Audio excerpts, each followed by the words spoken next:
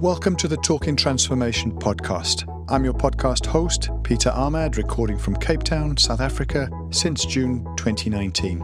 The Talking Transformation podcast provides an open and accessible platform for built environment professionals and interest groups to share their reflections and aspirations relating to the transformation of places and spaces in South Africa. It's intended to be a celebration of the individuals and community groups who are supporting formal and informal processes that are addressing the challenges of South Africa's history and shaping the future of our neighbourhoods and cities. In today's Talking Transformation podcast episode, we look across continents towards Europe and the Ukrainian conflict. The episode tries to consider the challenges and support being rendered via the reflection of two South Africans currently based in Europe supporting refugee and disaster relief efforts in Europe. Since February 24th, 2022, the world's media has focused in on the Ukraine and the untold suffering endured by communities and cities affected by Russian military activity in the Ukraine. For every action, there is a reaction, and one major driver of transformation of communities and cities in the most negative way imaginable is via war.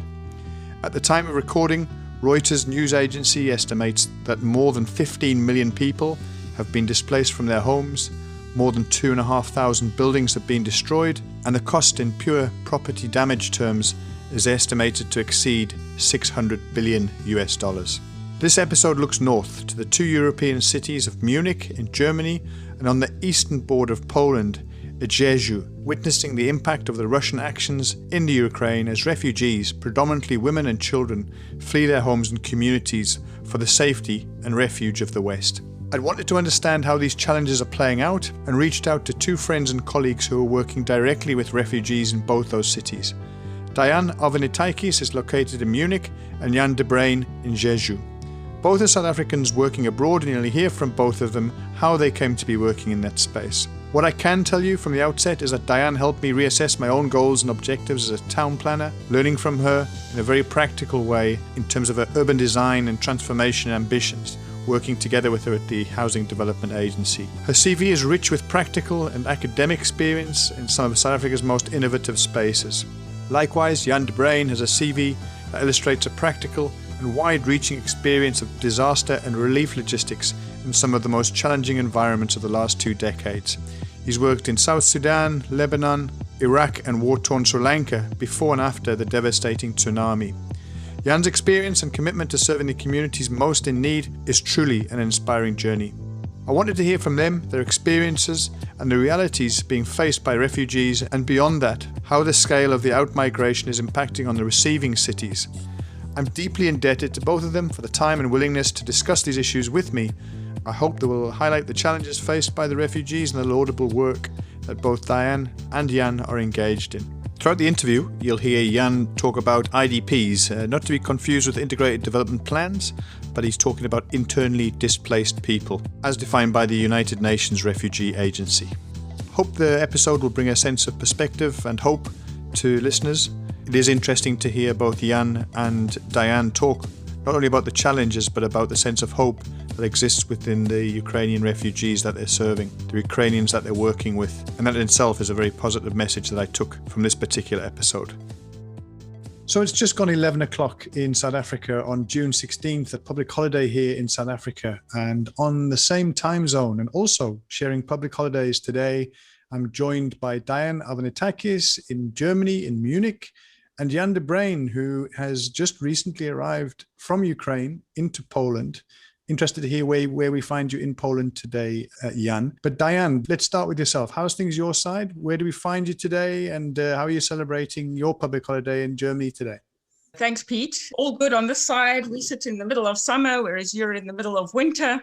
I'm pleased to join you on this occasion and share with us the experiences that cities that are welcoming the war refugees. I'm sure Jan will be describing the front face and what it feels like as the refugees and the situation unfolds at the front line, whereas we're on the receiving end. It's going to be interesting. I'm looking forward to the conversation around how the perspectives are similar or different. Absolutely. And that's what we're going to be talking a lot about what are those commonalities, what are some of the differences between the different geographic locations there in Europe. Jan, welcome back. I say yesterday, I know you were traveling from Ukraine, from inside those borders, and you've crossed into Poland overnight. How are you keeping? Tell us a bit about your travels yesterday and how things have been your side. Yes, thank you, Pete, for the opportunity. No, I have been in Ukraine for the last month, and I have been as far as Kiev, and I visited a few of the other cities where we worked in. And yes, it was an interesting journey to see how the war is actually impacting the lives of people and how people react to it, even the ones who are still staying back in the Ukraine, which is quite interesting. But yeah, the travels went very well. The infrastructure in Ukraine is still operating. We travel by train. The trains are actually very punctual and well maintained. They run on a schedule. Very reliable. Yesterday I traveled actually by road for the first time, and yes, it was an opportunity to see the beauty of this country, which is now suffering of this war in the east. But yeah, in general it was a good journey. We are safe, and yeah, we can support people without fear, especially in the West, where most of our projects are. It's going to be really interesting to talk about that. I mean, Jan, already the idea of this resilience in the infrastructure and the systems, in spite of all the challenges, as you say, the rail still operating, quite remarkable to think that is the case. Looking forward to hearing more about that. Let's take it back a few notches. And Diane, let's come to you. If I'm not mistaken, it's about 5 years or so since you moved from South Africa to Germany. Tell us a bit about how you found yourself now working in that space with refugees. Thanks, Pete. My move to Germany was rather unplanned. Some of my colleagues in South Africa still say, but Diane, you just disappeared. And that's literally in a matter of 4 or 5 months based on mutual decisions, family-based decisions, livelihood decisions. Our decision was taken and we quite quickly moved over to Germany. It has taken several years to adjust to being a migrant out of choice, comparatively with the war refugees. One can say that they are also migrants, and definitely here in Germany, the Ukrainian people are definitely treated more as migrants rather than asylum seekers, comparatively with Syrians and Afghanistanis, etc. The last big wave of refugees that arrived in Germany in 2015, 2016 period. So yes, it takes time. And part of my personal learning experience, part of my personal integration is what I bring to the process of the new people arriving and going through a very similar experience of adjusting to new surroundings, integrating themselves, learning new languages, and challenges of having their qualifications recognized or unrecognized, having to reorientate themselves professionally. One of the challenges has been especially that for myself as a professional architect, where I worked. I had my degree in architecture in South Africa at a master's level, and I also did a postgraduate degree in public and development management. And there are some complications in the conversion in European standards, and therefore one needs to reorientate oneself in the new environment that you find yourself in. And of course, my background, I had started my architectural profession in an NGO in Elim in the Limpopo province of South Africa. In the late 1990s, as the new South Africa, the new democracy was emerging and a huge amount of humanitarian aid was injected into the rural economies in South Africa, the previous homelands. And I find myself in that environment. So I had some experience in this humanitarian aid sector and pioneered a direction for myself. And then later built on that, moving into the social housing sector and the informal settlement upgrading sectors, particularly in South Africa. For me, it's not so unusual to have turned the corner and returned to that agenda here in Europe.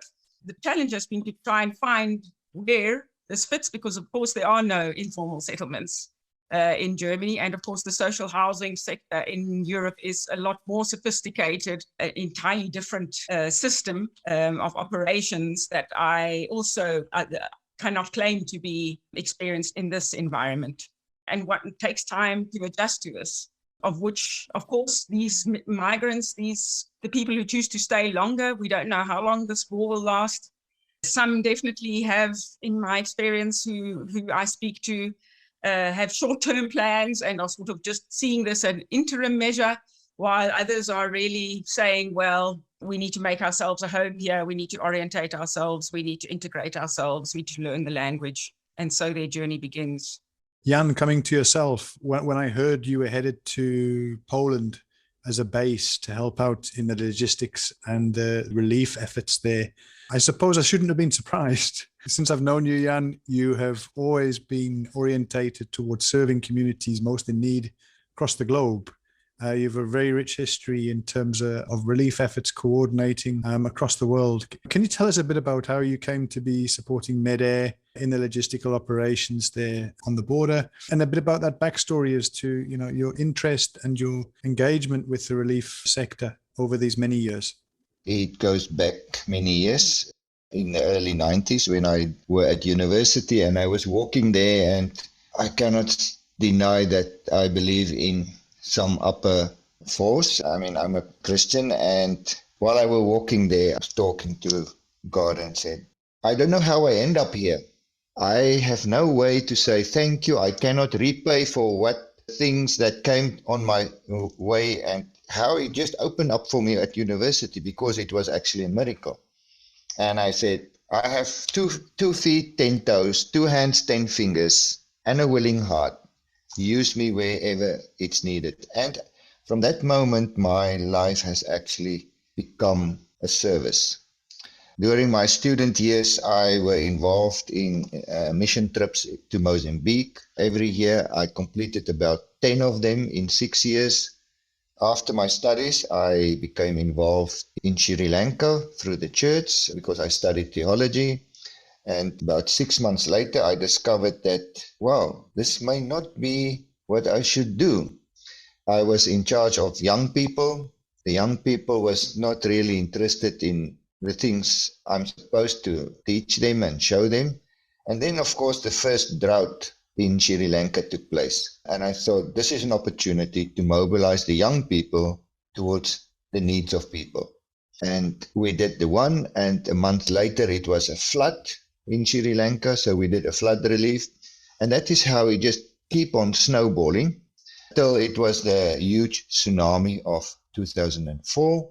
That was actually the change that just reformatted my entire thinking and my outlook on life, and thought and realized I'm here to serve people in need. For 5 years, I worked around the clock, really picking up people's life, help them to rebuild it, get involved in small livelihood for people. And then after we left in 2009, our life had to restart in Sudan. That was before the independence. And that is where I actually joined MEDAIR. And yes, since 2010, basically, I have been involved with MEDAIR, helped them in different country programs. I worked in Sudan, I worked in South Sudan. I have been working in Chad, Lebanon, Iraq, now in Poland, helping with the Ukraine crisis. How it came about that I am here, my contract in South Africa with an NGO came to an end on the 31st of March, and I was free to serve again somewhere else. And it just coincidentally happened that MEDAIR offered me this opportunity. I'm now in Poland. About 25% of my time I will be in Poland, and 75% of my time in Ukraine, supporting the logistics between these two countries in order to support the projects in Ukraine, as well as some of the projects on the border for people coming into Europe. As I say, an extensive background, extensive history in working in areas in need and in crisis. What struck you about those first few days on arrival in Poland and then transitioning across into Ukraine? How did it differ from other areas of conflict or disaster?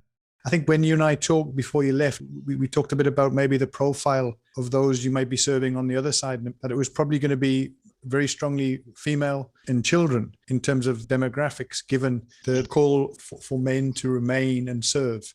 Yes, after 2 months in this part of the world, I'm still find myself in shock. I mean, it is the same people. In Africa, you get women and children that need help. Here, it's the same women and children. Men is different. Just as in Africa, the elderly men is always in need. Here, the elderly men is also in need. So it's more the fighting part, the younger people that you do not see. But the shocking thing for me is I cannot identify the people in need. It is very difficult. In Africa, in Lebanon, in Iraq, the people stand out. You can identify them because they are of a different ethnic background. Here, the Ukrainians are the same people. I mean, their skin complexion is the same. They look just like me. So who is the IDP? You cannot identify them. The other amazing thing is that on the Poland side, the people are integrated faster than they cross the border. They cross the border and they go to these collective centers. They stay one night and the next day they have to provide the government with an address. Some of the Ukrainian people do have family, they have friends somewhere in Europe. So for them it is easy. It also happened that some people are being invited by Europeans or people from other countries to accommodate them. So it's amazing. We have all these projects, but you see them coming and you see them going within 24 hours. Where I'm currently working is in Rzeszów in Poland, and we have here in Rzeszów a collective center, and people are only allowed to stay 2 days. On the third day, you will have to move somewhere else and find an address. Many citizens of Poland, and I think Germany is the same, other parts of the world has offered, if they have an extra room or an annex to their house, it's offered to the people of Ukraine. So you don't see them on the road. You don't see them on the trains. If you don't know this person is a Ukrainian, you will never identify them because they are well dressed. They are educated people. I mean, they just look like me. I could have been within my own household family. And I think that is the shocking part for me to be here is I cannot really identify who is the running Ukrainian. On the other hand, this whole crisis is also very much organized.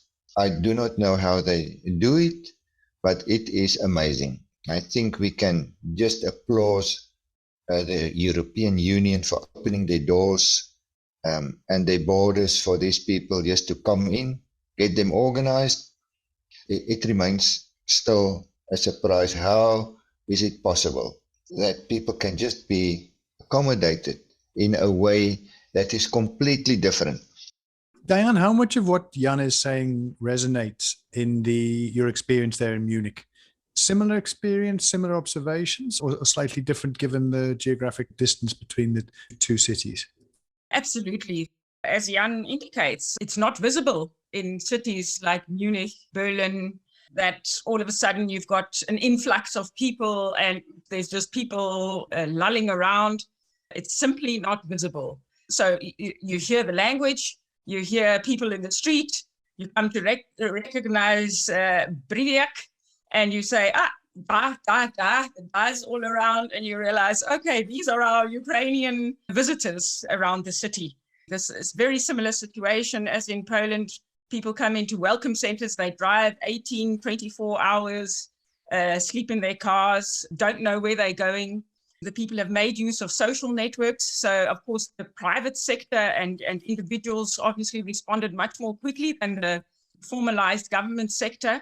And it was from the receiving side, I'll call ourselves the European cities that started receiving these war refugees, the social networks, the websites that popped up around offering accommodation. Individuals all said, well, what can I do? But that was the word around. What can we do? What can I help with? An American family I'm friendly with said, well, if I was in this situation, what would I need? And as Jan says, I've got a spare room in my house. I've got the lounge in my house. I've got something in my house I'll make space for, or I've got a second accommodation or in fact, I'm going for work purposes away for 2 weeks and I will free up my house for 2 weeks for temporary accommodation for a Ukrainian family. What we did notice, of course, that a lot of the men did drive their families through to a final destination where they finally found something more than the temporary 2-3 day accommodation. And then the men returned, the young men, as Jan said, returned to join the fight. And what's left behind, the mothers, the grannies, the aunts, and the young children. Just to come back to what do they come to? They come in Germany, we have large temporary accommodation, and some of these are inflatable domes, similar things that were constructed in the time of the Syrian immigration. And these are temporarily constructed. Again, they only like to spend 48 hours there. Hotels made themselves available. So I think that convenient coincidence was, of course, on the back of COVID-19, where tourism hadn't really picked up yet.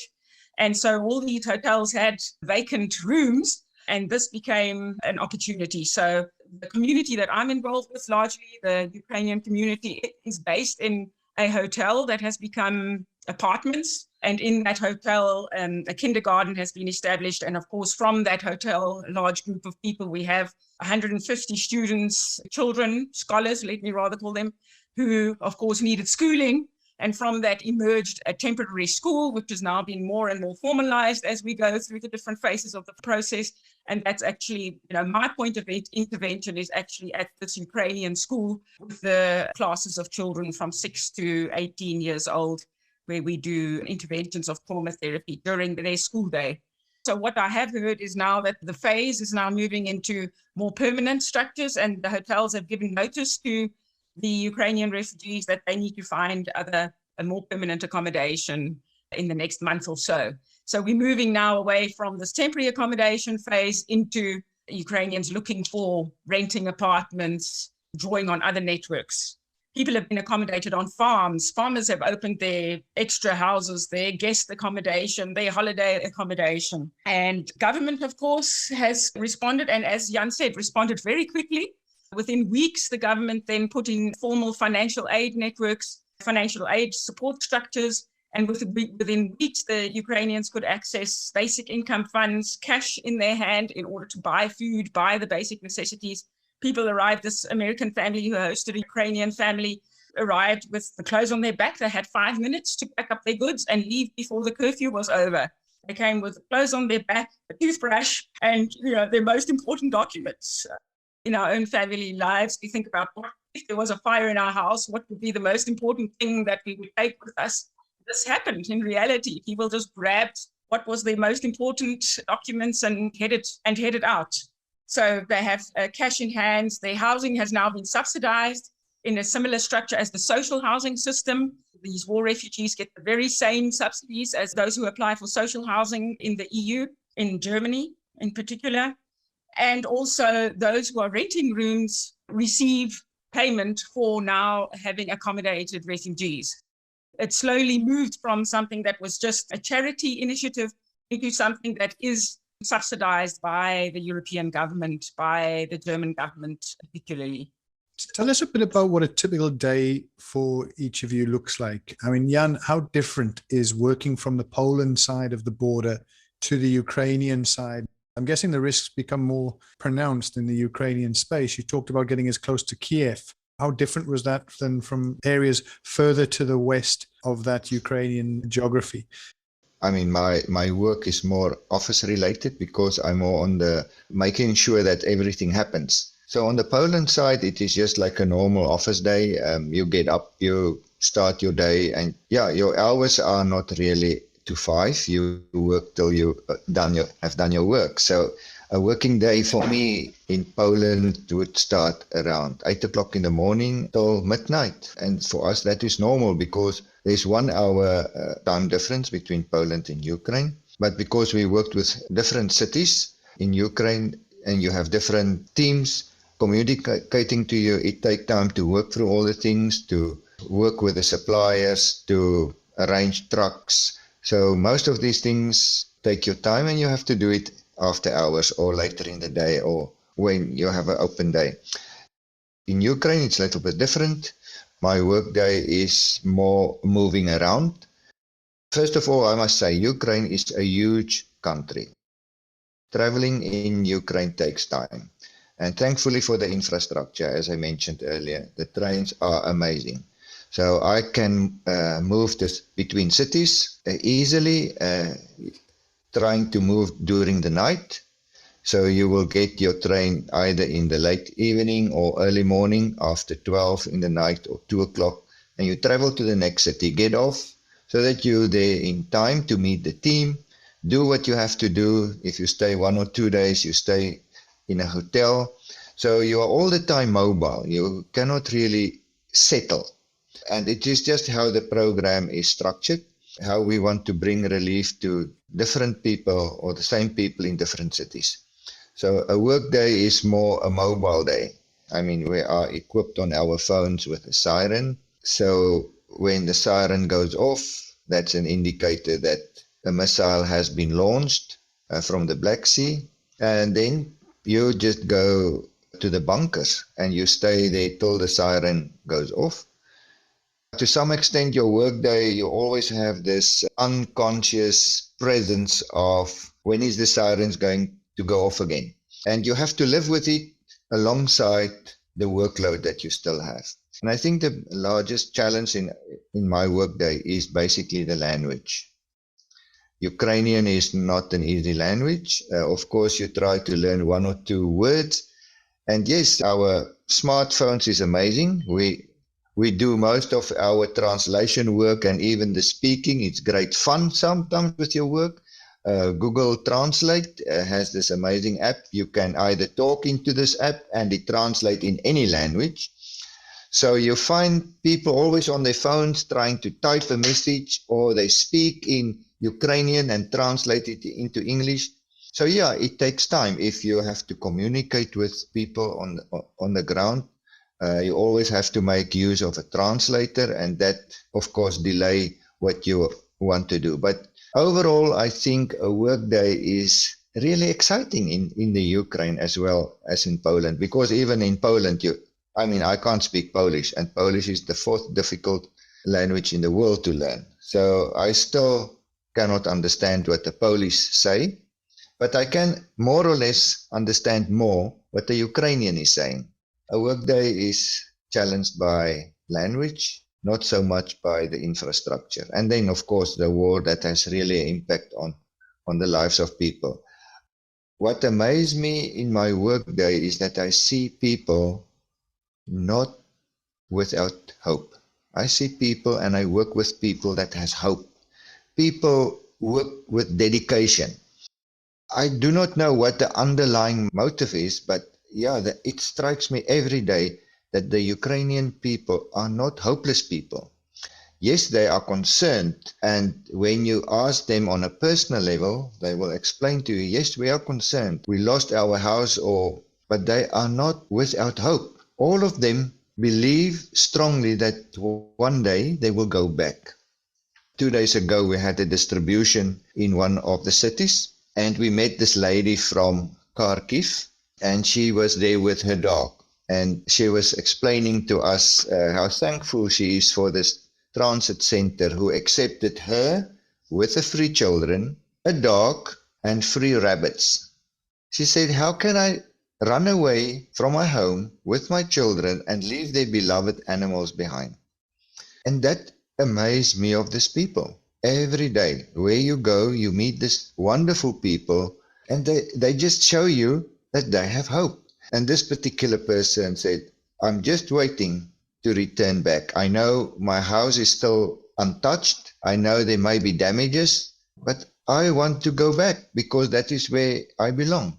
And that is an amazing testimony to me that the Ukrainians, to some extent, will not just disappear into Ukraine or other parts of the world, but they definitely would like to return from where they came.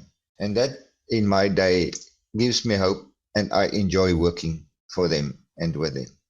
It was interesting, Diane, when Jan was talking about the whole Google Translate and how important that is in terms of a means of communication. Here we are on Zoom as a means of communication, but when you're dealing with somebody across the table who's there in person, that seems to be a very important tool.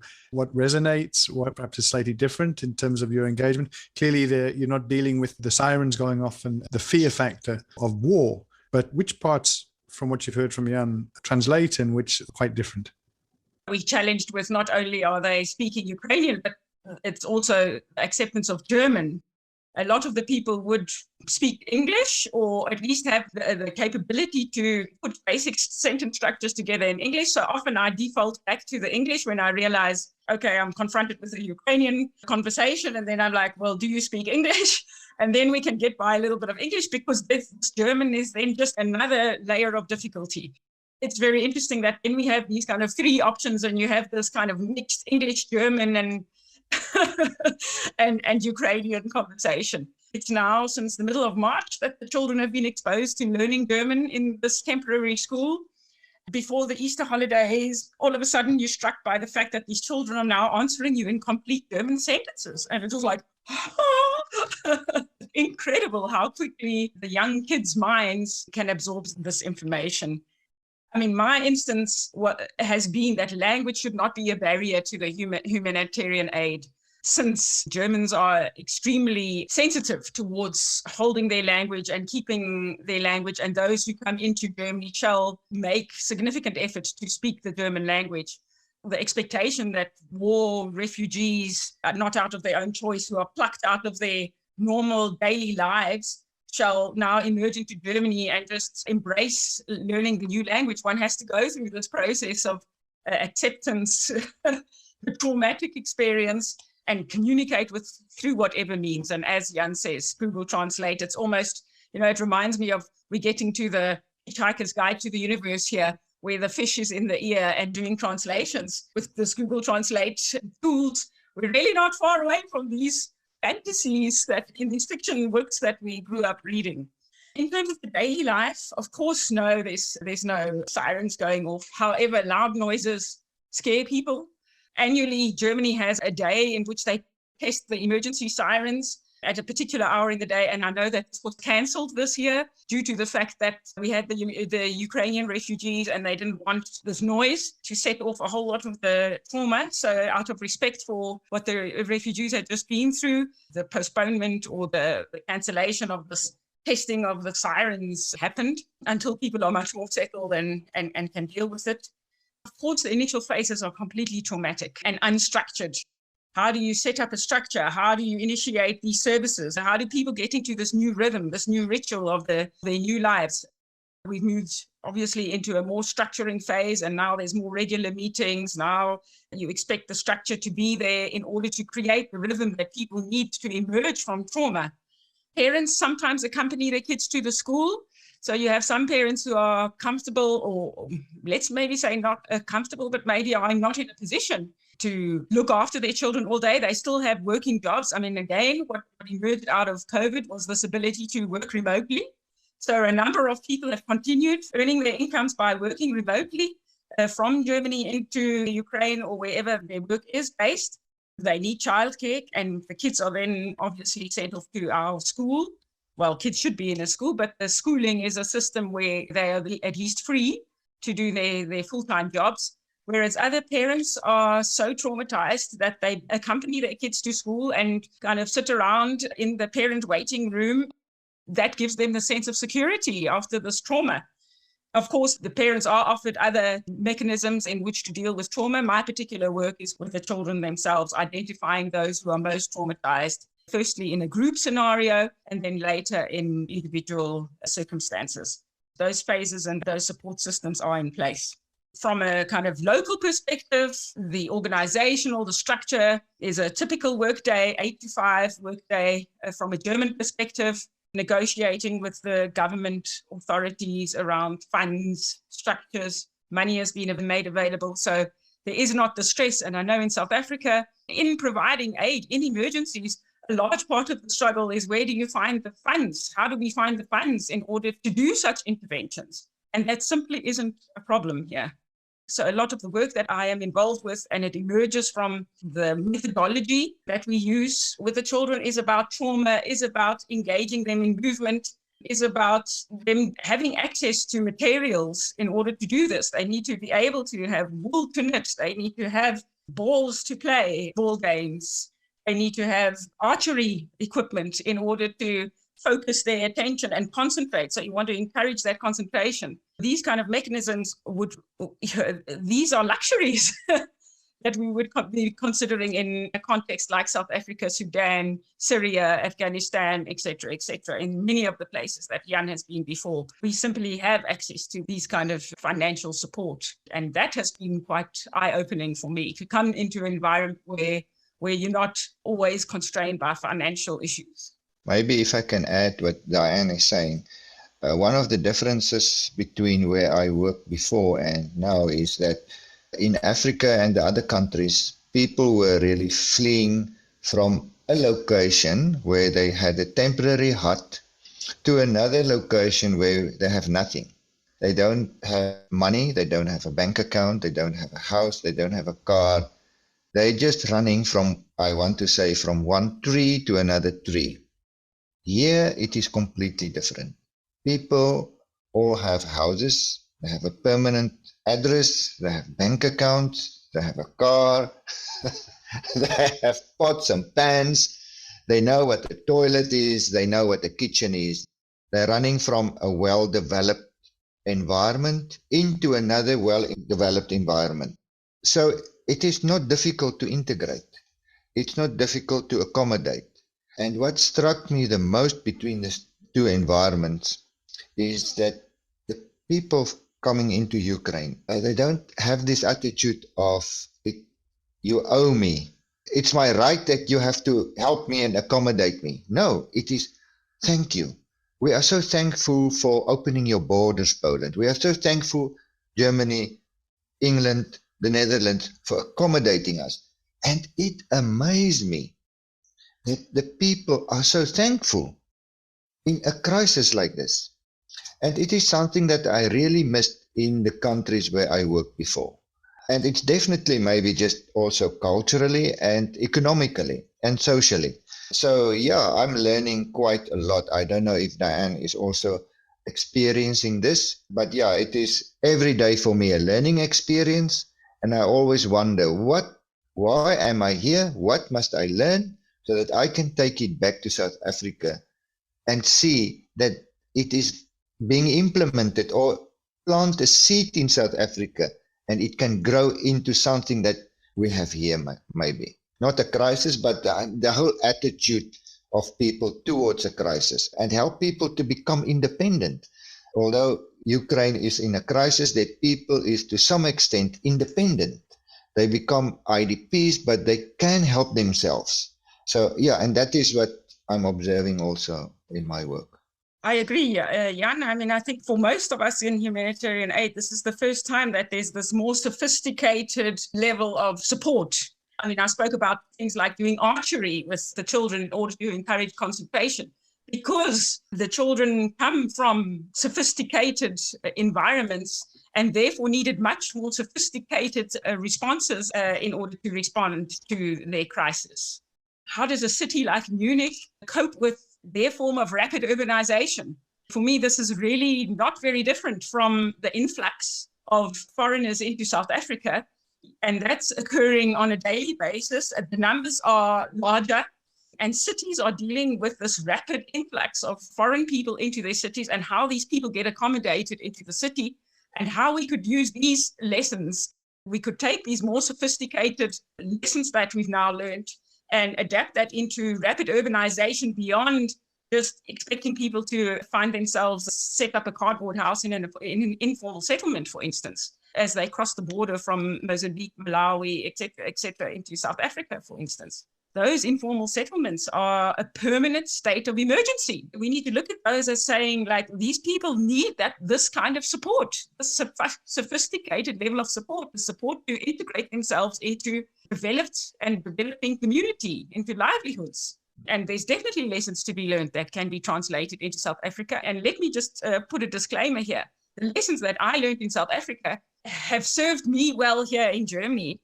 We've had colleagues who've been interviewed who initially volunteered to help with this humanitarian aid service, Jan, and they've fallen away because they don't have the resistance. They don't know how to deal with diversity. They don't know how to deal with this language problem. They don't know how to deal with the chaos.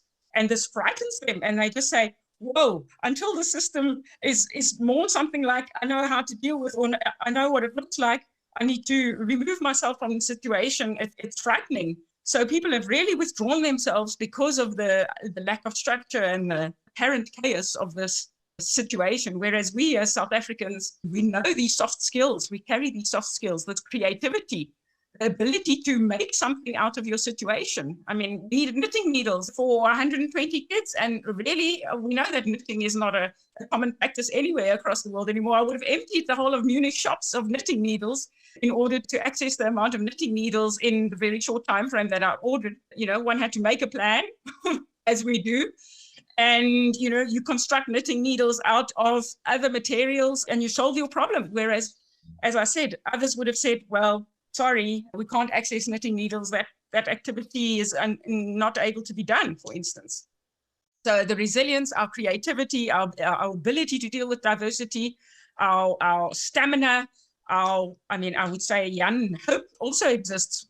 We create hope in just doing, in keeping going, in saying that I believe that I can engage in opportunities that build a future for myself. What else keeps you going, Jan? You've talked earlier about your deep faith and calling to this. Clearly, there's trauma that you're dealing with every day from the collective, but also how do you deal with your own fears and worries? The idea of running into a burning building.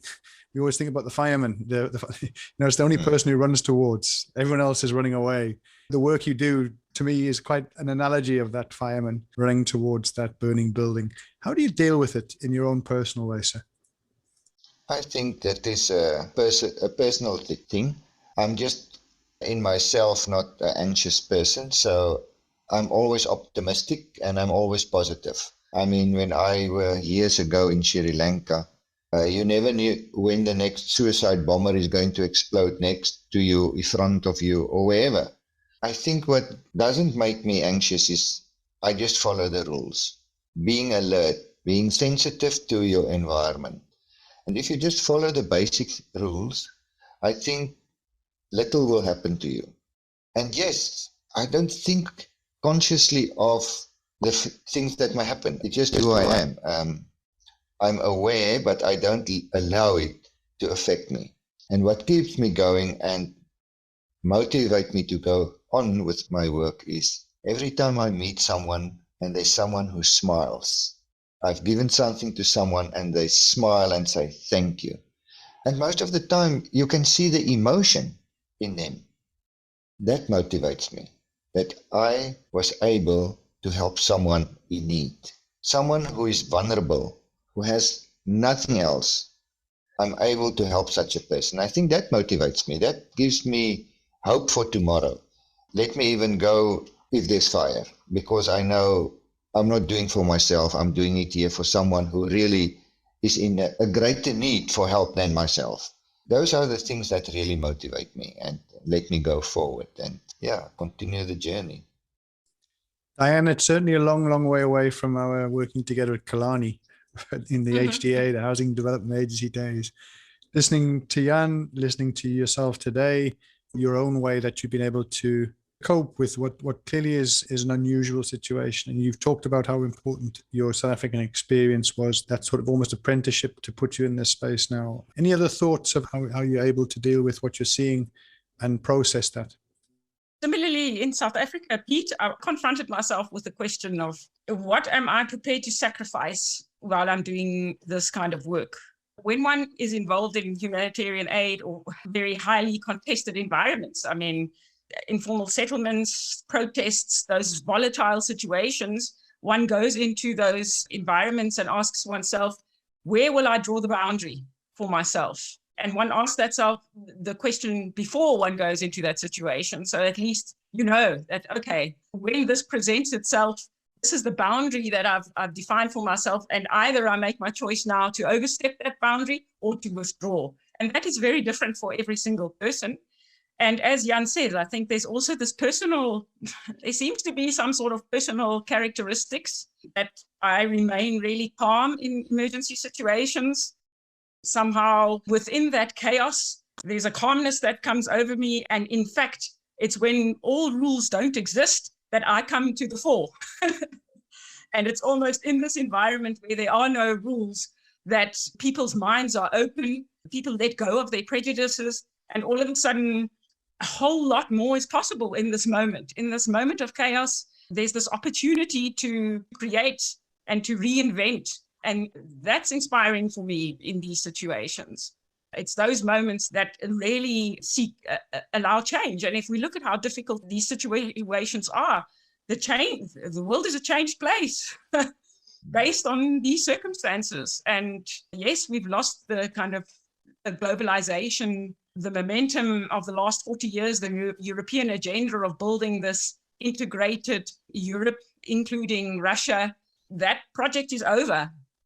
What's being reinvented are the new structures and the new relationships. And we're seeing European relationships now being forged with the Middle East, with Africa, and visits which, weren't on the table before March or February this year. And all of a sudden we have the new German chancellor visiting Cyril Ramaphosa to discuss new alliances.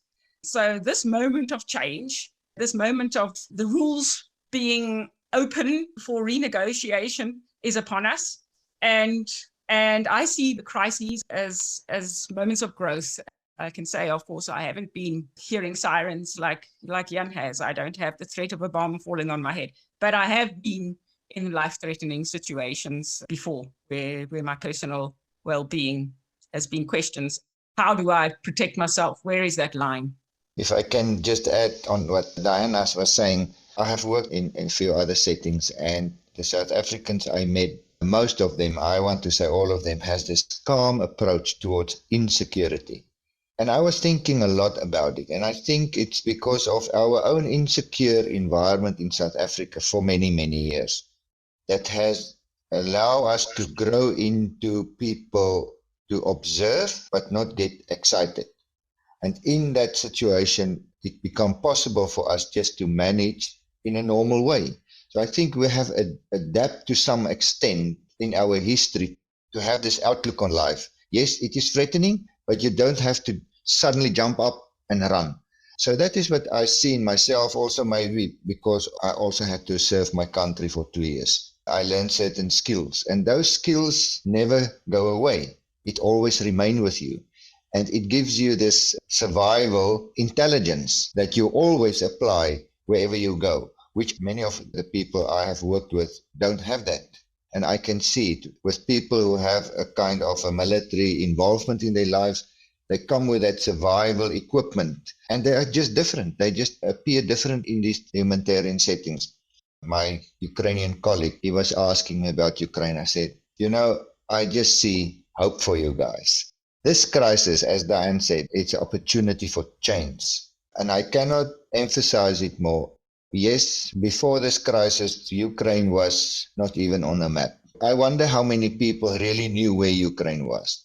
After this war, when things return to normal, I think Ukraine will discover that the world will come and see where they are. And that gives me hope for Ukraine after the war. A new future will open up for them in terms of tourism. It is an amazing country with the most interesting history. I'm not pessimistic about a future for Ukraine after the war. I'm very, very optimistic. The people I work with, all our teams are local Ukrainian people. They have energy, they have hope, they are happy. I mean, that is another thing that drives me, is to work with people in a crisis, and people have hope and they can go to the next day. Is there anywhere that people can find out more about the work that MEDAIR and the team is doing, Jan? They are most welcome. They can go to the website www.medair.org. It is MEDAIR.org. That's the official website of MEDAIR, and they can just go and read more about MEDAIR. Fantastic. And Diane, from your side, in terms of the community groups that you're working with? Maybe people who know me in South Africa listen to this talk might be a little perplexed that I've focused on this emotional healing component. It's just put it into context that this is a part-time position that I have. One of my part-time positions, the other is in this chair of urban development at the Technical University of Munich, where I'm a teaching and research assistant. And of course, there I'm deeply involved in the spatial planning aspects at city level and at regional planning level. So how Munich relates to its region, similar to the work that I was involved with in South Africa. In South Africa, the spatial healing that emerged for me, especially in the apartheid segregation context, and how do we reconcile the segregation spatially. My LinkedIn profile states spatial healing as my area of focus. And this too, across countries, is a form of spatial healing. How does something globally impact the space in a new city? It sounds like these two fields of operation are quite different from one another, but actually there's a high level of congruence in my personal professional practices. If people want to get hold of you, Diane, best way, Thanks. I guess. Yes, that was the second part. I'm guessing LinkedIn, the best way to go? The chair of urban development at Technical University of Munich, and the organization that I'm implementing this emergency pedagogy with, it's called the Outpatient Clinic for Emergency Pedagogy in Munich, and in German, Notfallpädagogik Ambulanz. I'd have to write it down for you and give you the link, of course. Send us the link. We'll be sure to share it. To the two of you, can't thank you enough for spending downtime from your own schedules to talk to us about these journeys that you're walking. Thanks so much for the work that you're doing. Thanks for representing South Africa in such an amazing, amazing way. And good luck to the both of you in the work that you're doing. We look forward to maybe picking this conversation up in the months to come. Let's hope that it's not a long and protracted journey. I suspect it might be. But Jan, in particular, on your travels, be safe. Look forward to seeing you when you do get back to South Africa. Diane, continue the best of times there in Munich with you and your family. Be safe and look forward to speaking to you again soon. All the very best, colleagues. Thank you, Pete. Bye. We hope you enjoyed this content of the Talking Transformation podcast. Please feel free to give us feedback via our Twitter platform. That's @TalkingTransfo and the number 1, or alternatively via our email address talkingtransformation101@gmail.com. Thanks and recognition also to Tribal Need for allowing us to use their track Flags as our introductory and closeout music on this podcast.